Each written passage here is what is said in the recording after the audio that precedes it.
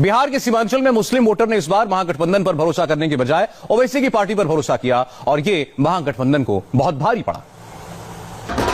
बिहार चुनाव के नतीजे और रुझान बता रहे हैं कि आरजेडी का सत्ता में आने का सपना एक बार फिर सपना ही रह गया।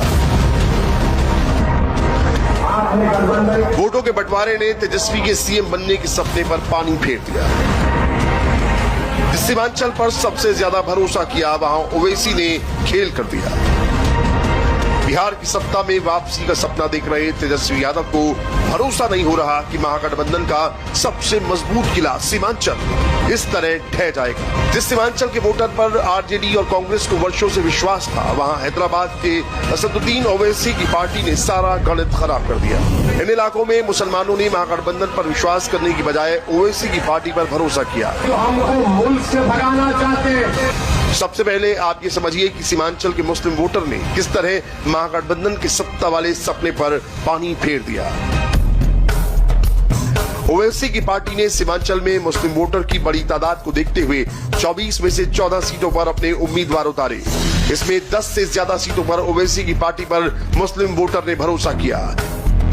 अब सीमांचल की इन सीटों पर ओवैसी ने किस तरह महागठबंधन को सत्ता से दूर किया, ये भी समझ लीजिए।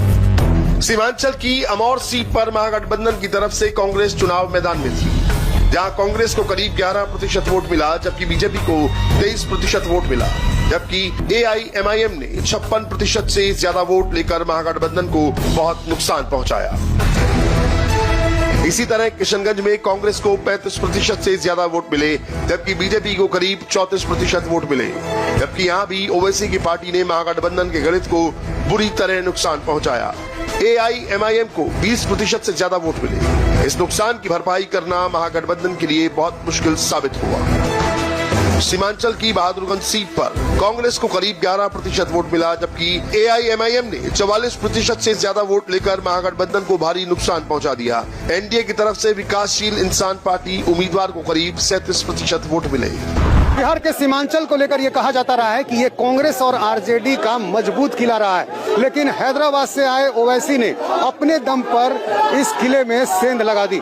सीमांचल के मुस्लिम वोटर ने महागठबंधन की बजाय ओवैसी की पार्टी पर भरोसा किया।